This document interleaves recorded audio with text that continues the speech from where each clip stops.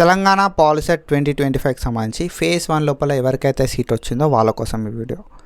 So POLYCET phase 1లో seat వచ్చిన వాళ్ళు కొన్ని మిస్టేక్స్ అయితే అవాయిడ్ చేయాల్సి ఉంటుంది. సో ఏంది ఆ మిస్టేక్స్ అని చెప్పి మనమైతే ఈ వీడియో లోపల డీటెయిల్గా మాట్లాడుకుంటాం. సో ప్రీవియస్గా మనం తెలంగాణ పాలిసెట్కి సంబంధించి చాలా వీడియోస్ అయితే వేసుకున్నాం. సో సీట్ అలాట్మెంట్ని ఎట్లా చెక్ చేసుకోవాలి, అలాట్మెంట్ ఆర్డర్ని ఎట్లా డౌన్లోడ్ చేసుకోవాలి, ఫీ పేమెంట్ ఎట్లా చేసుకోవాలి, సెల్ఫ్ రిపోర్టింగ్ ఎట్లా చేయాలి, సీట్ క్యాన్సలేషన్ ఎట్లా, జాయినింగ్ ఆర్డర్ని ఎట్లా డౌన్లోడ్ చేసుకోవాలని చెప్పి. సో ఇట్లాంటి వీడియోస్ మనం ఫర్దర్గా కూడా వేసుకుంటాం. కాబట్టి మీరు మన ఛానల్కి ఒకవేళ కొత్తగా వస్తే సబ్స్క్రైబ్ చేసుకొని మీ ఫ్రెండ్స్ అందరికి షేర్ చేయండి. సో ఏదైనా అప్డేట్ ఉంటే మాత్రం పక్కగా నేనైతే మీకు ఇన్ఫామ్ చేస్తాను. మనోళ్ళు చేసే ఫస్ట్ మిస్టేక్ ఏంటంటే మనకు సీట్ని కన్ఫర్మ్ చేసుకోవడానికి చాలా టైం ఉంది కావచ్చు అని చెప్పి అనుకుంటున్నట్టు. సో మనకి సీట్ని కన్ఫర్మ్ చేసుకోవడానికి చాలా తక్కువ టైం అయితే ఉంటుంది. మనకి 18th July 2025 రోజు వరకే టైం అయితే ఉంది ఆన్లైన్ లోపల ఫీ పే చేసి సెల్ఫ్ రిపోర్టింగ్ చేసుకోవడానికి. సో ఈ ఆన్లైన్ లోపల ఫీ ఎట్లా పే చేయాలి అండ్ సెల్ఫ్ రిపోర్టింగ్ ఎట్లా చేసుకోవాలని చెప్పి ప్రీవియస్గా మనం వీడియో వేసుకున్నాం.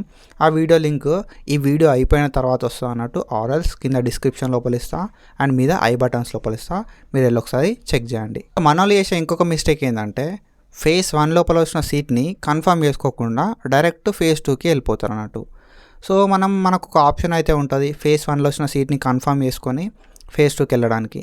సో ఫేజ్ 1లో సీట్ని కన్ఫర్మ్ చేసుకొని ఫేజ్ 2కి వెళ్తే నీకు ఫేజ్ 2 లోపల సీట్ రాకపోతే మాత్రం ఫేజ్ 1లో సీట్ అట్లనే ఉంటుంది. ఫేజ్ 2లో సీట్ వస్తే ఫేజ్ 1లో సీట్ పోతుంది. సో సింపుల్ ఏం లేదు, ఫేజ్ 1 లోపల సీట్ని కన్ఫర్మ్ చేసుకొని ఫేజ్ 2లకి వెళ్తే మాత్రం నువ్వు సేఫ్ సైడ్లో ఉంటావు. మన వాళ్ళు ఏం చేస్తారు కదా అంటే ఫేజ్ 1లో వచ్చిన సీట్ని కన్ఫర్మ్ చేసుకోకుండా డైరెక్ట్ ఫేజ్ 2కి వెళ్ళిపోతారు. సో దీనివల్ల ఒకవేళ ఫేజ్ 2లో సీట్ రాకపోతే మాత్రం మనకి కష్టం అవుతుంది అన్నట్టు.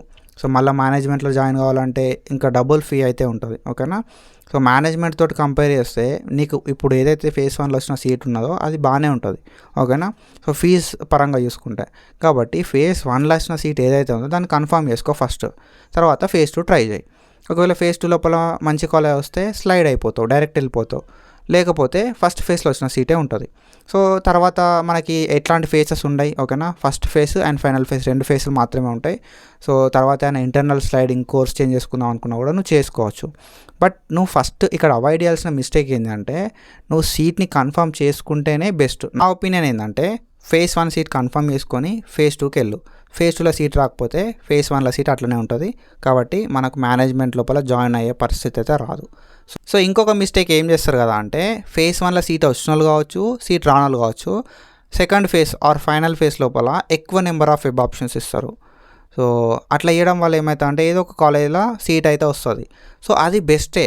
ఓకేనా. కానీ నీకు నచ్చిన కాలేజ్ మాత్రమే ఇయ్యి. సో ఏది పడితే అది ఇచ్చినావు అనుకో మళ్ళీ అందులో పోయి జాయిన్ కావాల్సి ఉంటుంది అన్నట్టు. సో అవన్నీ కూడా ఉంటాయి కాబట్టి మంచిగా చూసి వెబ్ ఆప్షన్స్ అయితే ఇయ్యరి ఫైనల్ ఫేజ్ లోపల. సో ఎట్లా వెబ్ ఆప్షన్స్ ఇవ్వాలని చెప్పి నేను ఫర్దర్ వీడియోస్ చేస్తా. అండ్ ఫస్ట్ నేనైతే 2 మిస్టేక్స్ చెప్పినా కూడా ఆ మిస్టేక్స్ మాత్రం అవాయిడ్ చేయి. సో దట్ నీకైతే మస్త్ హెల్ప్ అవుతుంది ఫర్దర్గా. So that's it for today guys. Follow for more content. Thank you so much. Signing off.